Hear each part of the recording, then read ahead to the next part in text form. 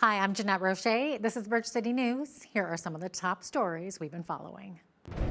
Disaster relief teams in Ottawa assist after massive flooding closes roads, damages vehicles, and destroys at least 150 homes. Plus, more than 90 people now confirmed dead on the Hawaiian island of Maui. And while many people look to help the people of Maui, the BBB says beware of scammers using the opportunity. Your nation, your province, your southern Alberta. From the heart of Lethbridge, it's Bridge City News with Jeanette Roche. Thanks for joining us. Members of the Canadian Disaster Relief Team with Samaritan's Purse have made their way to Ottawa to help assist after massive flooding enveloped the area. On August 10th, close to 100 millimeters of rain came pouring down in just a few hours, which closed down roads and damaged vehicles. Some areas saw 3 feet of overland flooding and sewer backup, which was in part responsible for destroying more than 150 homes. Frank King, with the News Media Relations Manager with Samaritan's Purse, explains to us what the organization is doing to help flooding victims. We have responded and said yes to the city's invitation. We have brought one of our disaster relief units. Those are specially equipped tractor trailers full of flood relief equipment, safety equipment, that sort of thing. We have brought that from our warehouse in Hamilton, Ontario to Ottawa. We're set up at the Metropolitan Bible Church, which has been such a great host for us in the past. And we've got our phone number out there now for any Ottawa residents who need help to clean up their homes. And we're going to get out there and do that work. According to King, this is the 5th time that the group has served in the Ottawa region. To support victims of the flooding, you can visit SamaritansPurse.ca.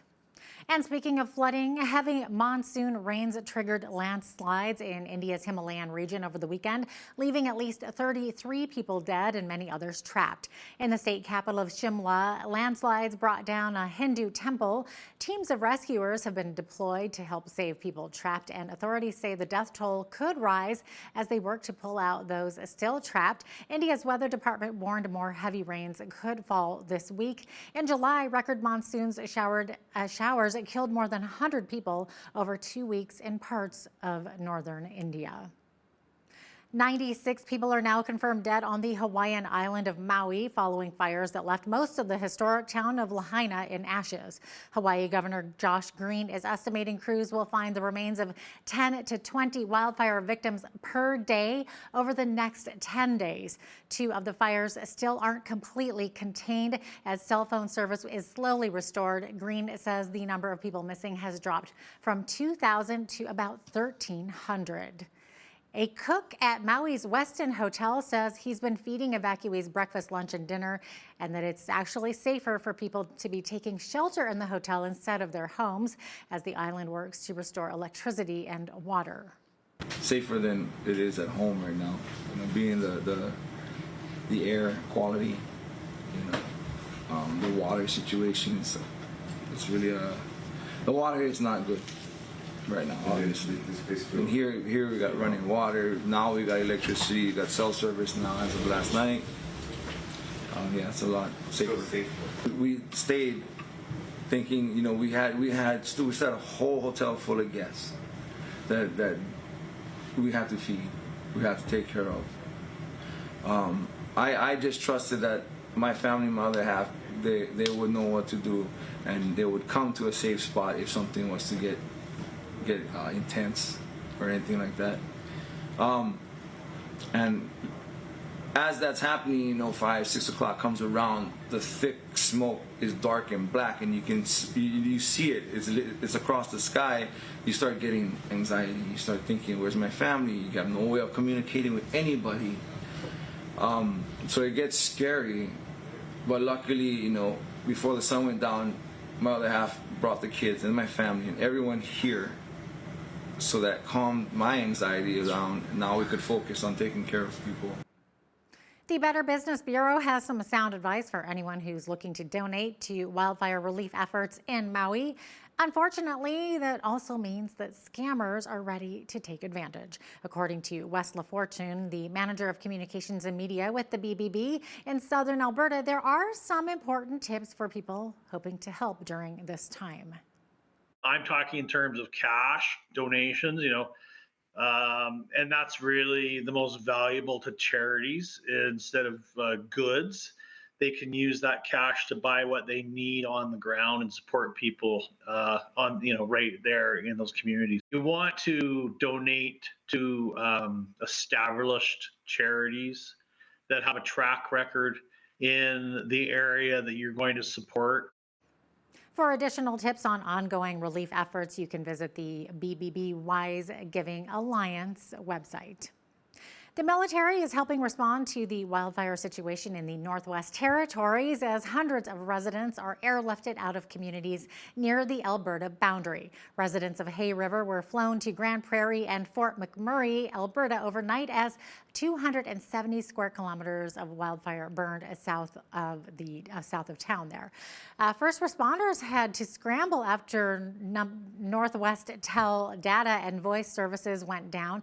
An evacuation order was issued for Hay River yesterday afternoon, and several surrounding communities are under evacuation orders or alerts. Canadian Energy and Natural Resources Minister Jonathan Wilkinson says he's reflecting on hard lessons from this year's record wildfire season, including the possible need for more firefighter standardization across provincial borders and beyond. It is certainly the case that wildfires have always occurred across Canada. But what is new is the frequency and the intensity.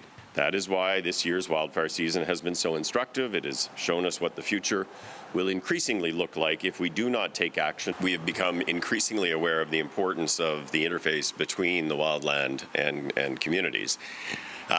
We do have mechanisms across this country to work to coordinate resourcing, which is the organization based in Winnipeg that actually helps to coordinate all of the provinces and territories in terms of the allocation of firefighting resources, and that includes the federal government and Parks Canada. Wilkinson says while the curriculum for firefighter training remains primarily a provincial responsibility, all levels of government and firefighting jurisdictions need to look deeper into, quote, greater interoperability of crews regardless of where they are based. Conservative leader Pierre Poilievre was in Calgary over the weekend and posted a video on his X page, formerly known as Twitter, where he addressed the housing situation, particularly for seniors and students. In the video, he points out an apartment building he lived in while attending school and addresses the fact that it's on an LRT line. He says Canada should be requiring cities to approve the building of massive apartments next to all federally funded transit stations. We need to approve high-density apartments around every future transit station, something we don't do now. There are many stations across the country that took millions of dollars to build, but there's very little housing around them, even though there's available land. And that means that we're not getting the maximum potential out of the massive expense that we put into those transit stations. Alberta Premier Danielle Smith says last week's announcement by Canada's Energy Minister about Ottawa's proposed clean energy regulations was disappointing and, quote, unconstitutional and would crush the finances of Canadians. But she says her United Conservative Party agrees with the broader goal of decreasing the electricity grid and getting to carbon neutrality. We have a plan to get there by 2050. It's our emissions reduction and energy development plan. But a 2035 target is not attainable. We have to make sure that we are bringing the energy onto the grid in a reliable way. We cannot build our Alberta power grid on intermittent power. Other provinces that have managed to get to closer to a net zero power grid already have baseload power, hydroelectric power, nuclear power. We cannot have intermittent power. I looked at the amount of capacity versus the amount of generation from solar in 2022, 13%. I looked at the amount of wind capacity relative to generation in 2022, 33%. If wind only works 33% of the time and solar only works 13% of the time, we need to bring on more baseload power to make sure that we don't have rolling blackouts. That is the bottom line. We want wind and solar to come on in a responsible way, but we have to make sure that we have enough baseload power to ensure reliability.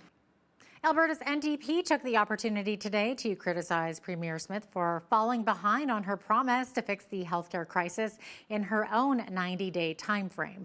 NDP critic for seniors issues, continuing care and home care, Lori Sigurdsson, says the UCP needs to explain themselves.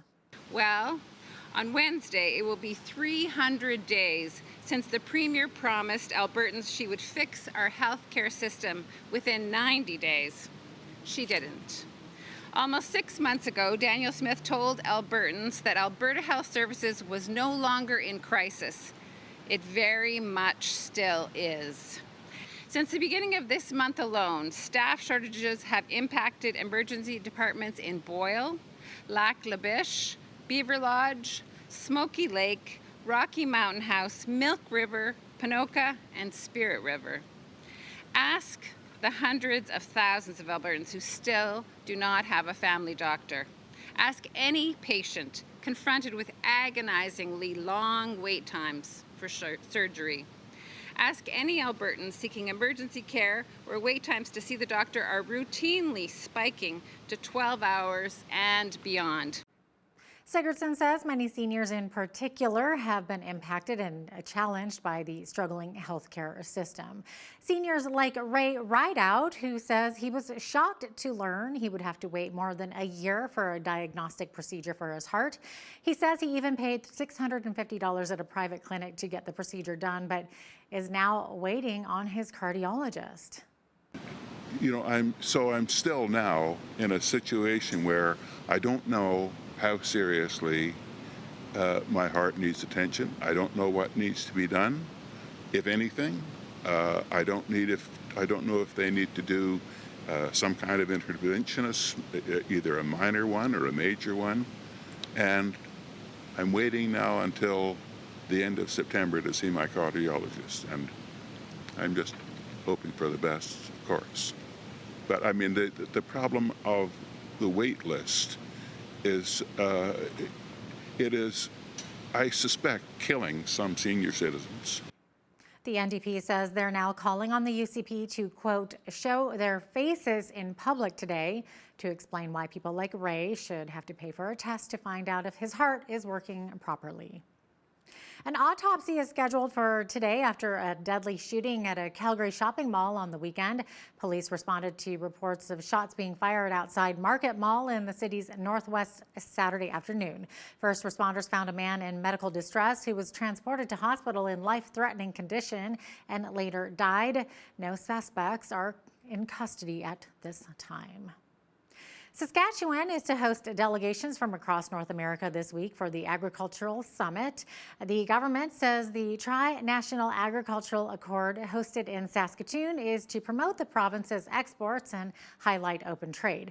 The accord represents a long-standing commitment between state and provincial agricultural officials from Canada, the United States, and Mexico to work together on agricultural trade and development. The accord begins this week and closes on Wednesday. Former Lethbridge Legion President Michael Cormican has passed away. The 75-year-old lost his life on August 6th with his close family next to him. Back in 2021, he had to step back from his duties as president of the Legion as he was dealing with an aggressive form of brain cancer known as glioblastoma multiforme. Or GBM, as it's known. Glenn Miller, who was a friend and colleague of Cormican at the Legion, outlined what kind of a person he was. Well, he's very caring and very involved in many different non-for-profit organizations. He ran for the Liberal Party, and he wasn't a veteran, but he cared a lot about the veterans.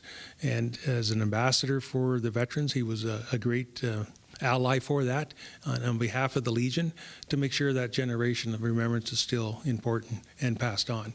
So he was very important to the Legion and to the community in whole. There's going to be a large gap that he had filled and is going to be missing for a while. Cormican leaves behind his wife, Gloria, 4 children and 6 grandchildren. He'll be laid to rest in a private burial at Mountain View Cemetery in Lethbridge. A special event was held in Calgary over the weekend paying tribute to Canada's peacekeepers. The 21st Annual Peacekeepers Day event honored Canadians who were killed on international peacekeeping support operations. Canada has taken part in 169 United Nations peacekeeping missions in its history, with over 130,000 Canadians serving in missions since 1948. Staff with the Lethbridge Legion told us just how important these missions are. Peacekeeping is ideal in the sense that there's 2 nations or more than 2 that are willing to give peace a chance, and that's where the peacekeepers come in to kind of keep that buffer. And now today, in recent memory, we've got peacemaking. Where we need to get in there with a bit more forceful for the general situation of the geographical area and for the citizens on the ground. In Ottawa, many years after peacekeeping has been in place, there's a national monument called Reconciliation that is downtown, and it's actually also on the back of a loonie. So from time to time, when you flip over your change and see that statue, just think of those peacekeepers who are deployed today around the world. The walls of Peacekeeper Park in Calgary feature the names of over 300 men and women who have served and paid the ultimate sacrifice for their country.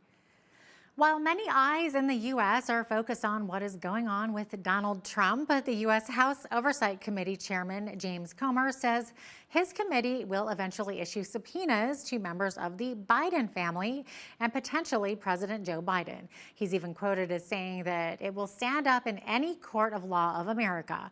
According to our foreign affairs expert Lisa Daftari, the airing out of dirty laundry is not a good look when it comes to foreign policy.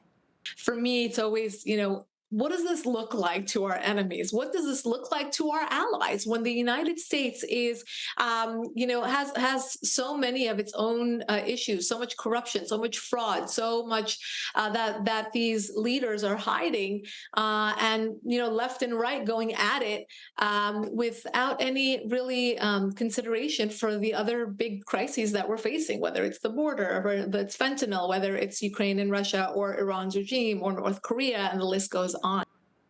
Lisa will also discuss how the Biden administration is seeking an additional $24 billion for Ukraine amid raging fires in Maui. That full interview is coming up in the second half of our show. Police in Kansas have raided a small newspaper, and it's sparking a First Amendment controversy. The raids came following a local restaurant owner accusing the paper of breaking the law in covering a previous DUI conviction. The newspaper maintains that it was targeted for critical coverage of city leadership and police.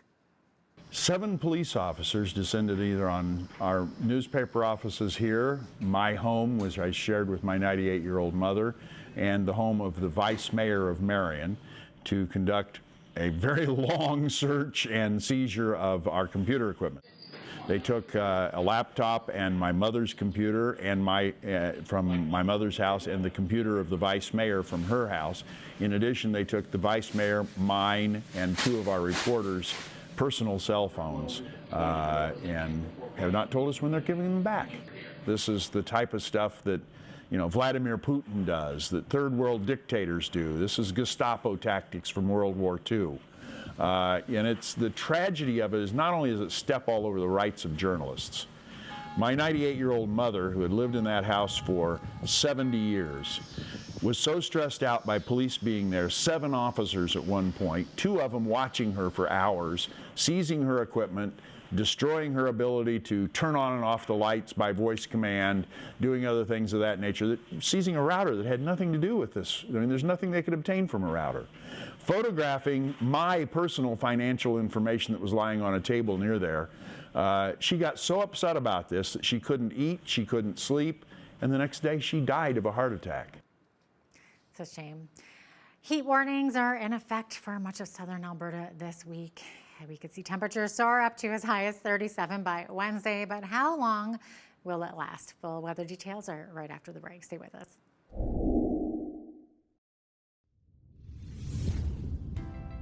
Welcome back. A heat warning is expected to remain in place for much of southern Alberta this week. We are looking at daytime highs over 30 degrees. Things should cool off quite significantly by Friday. Look at that difference right there. Okay, so we're looking at highs of 36 by Tuesday, 32 on Wednesday, back up to 36 on Thursday, and then all the way down to 20 degrees on a Friday. What a reprieve that will be. And then looks like rain on the weekend, 23 and 24 for highs on both Saturday and Sunday with that chance of showers. So the average high for this time of year, 26, average low 10 degrees, 37 was our high temperature on this day back in 1994, and in 1955 it was only a chilly 3 degrees. Okay, so looking at our daylight, sun rose this morning at 6:20, sunset this evening will be at 8:51 p.m. Looking to the west coast now as we look at our national highs across the country here. Okay, so we are seeing a heat wave on the south coast. Looking at 30 degrees for a high in Victoria, high of 26 in Vancouver. Tomorrow, high of 29 degrees in Edmonton. Could see some cloud coverage by the afternoon, possibly some showers later in the day as well. Heat warning in effect as well in Calgary with a high of 33 degrees. And same thing, most of this week we're looking at daytime highs in Calgary of much over 30 degrees until about Friday when we'll see that reprieve. 27 for a high in Saskatoon. Mix of sun and cloud, could see some local smoke there as well. Local smoke expected in Regina. 30 degrees for a high there. Mostly clear skies except for the smoke there. 28 for a high in Winnipeg. Also seeing some hazy conditions as well as some partly cloudy skies. Toronto seeing some precipitation tomorrow. Could see 10 to 15 millimeters. Also the possibility of a thunder shower. 21 for a high there. 22 expected to be the high in Ottawa, and 23 in Montreal. Both of those cities looking at a slight chance of showers as well. As we get over into the Maritimes, Fredericton's high tomorrow, 25 degrees, mix of sun and cloud. Halifax could see a slight chance of showers. Also a risk of a thunderstorm, 22 for a high there. 21 expected in Charlottetown and a high of 15 degrees. In St. John's, could see some shower activity as well as a thunderstorm risk. So there you have it. That is your forecast. Sask Power has been without 10% of its generating capacity over the last 2 months. The Poplar River coal-fired power station near Coronach has been offline since the beginning of June. Sask Power says around June 2nd, there was heavy rain in the area that caused a breach in an earth berm reservoir upstream. Sask Power is hoping it will be back up and running in the next couple of weeks. Poplar River has a power generation capacity of 582 megawatts, which is more than a third of Sask Power's conventional coal generation capacity and about 10% of its total generating capacity. Well, new data shows many employers and workers in Canada appear to be in close agreement that hybrid work is an ideal arrangement. A survey done by recruiting company Robert Half found 54% of hiring managers and 49% of professionals said the ideal work situation is a combination of remote and in-office hours. The survey also found that 38% of hiring managers and 28% of professionals think everyone working in the office all week is an ideal situation. The report was based on an online survey conducted in May involving 1,373 hiring managers and 1,148 workers. Now here's a look at today's markets. The TSX was down 117 points on the day to finish at 20,290. The Dow was up 26 points to 35,307. The S&P 500 was up 25 points to 4489, and the Nasdaq was up 143 points to finish at 13,788. West Texas Intermediate oil was down 68 cents to 82.51 US per barrel. Natural gas was up 2 cents to 2.80 US. Gold was up 3 cents to 1907.13 US an ounce, and silver was even at 22.69 US an ounce. Feed wheat is at $10.31 per bushel. Barley is at $8.16, canola is at $17.05, and corn is at $9.70 per bushel. Live cattle were down 63 cents to $180.38. Feeder cattle were down $1.53 to $247.75. Lean hogs were up 15 cents to $102.10, and the Canadian dollar was down slightly over the past 24 hours to 74.27 US.